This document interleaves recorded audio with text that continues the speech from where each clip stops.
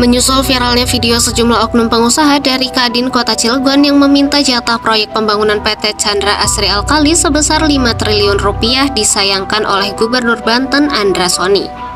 Dengan sikap sejumlah pengusaha lokal itu membuat iklim investasi dan laju pertumbuhan perekonomian di Kota Cilegon menjadi terganggu.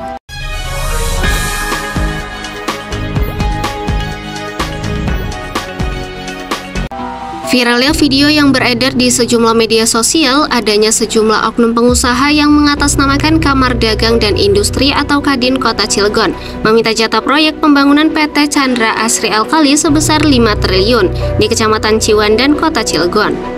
Dalam rekaman video itu terlihat sejumlah pengusaha lokal mengintimidasi dan mengancam layaknya seperti preman dengan meminta jatah proyek pembangunan PT Chandra Asri Alkali sebesar 5 triliun rupiah tanpa lelang terhadap pengusaha asing PT Cheng selaku pemegang proyek pembangunan pabrik.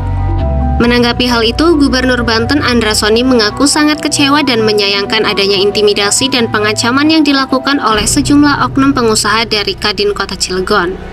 Hal itu karena akan mengganggu iklim investasi sebagai pengembang proyek strategis nasional.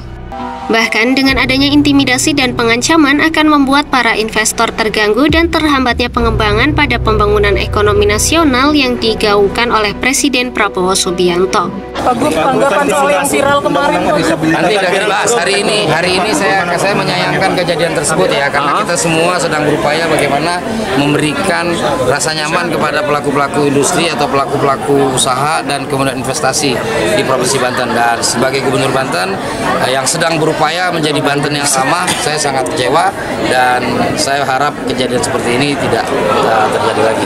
Yuk sama-sama kita dukung, karena investasi ini bukan terkait 1-2 kelompok, tapi investasi ini terkait seluruh masyarakat Banten.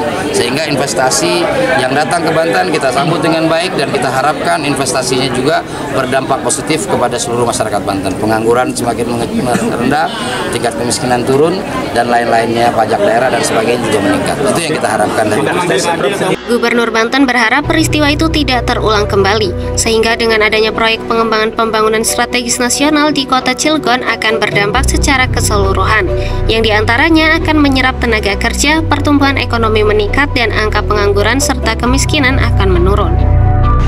Dari Cilegon, Banten, Tim Liputan Ins Media melaporkan.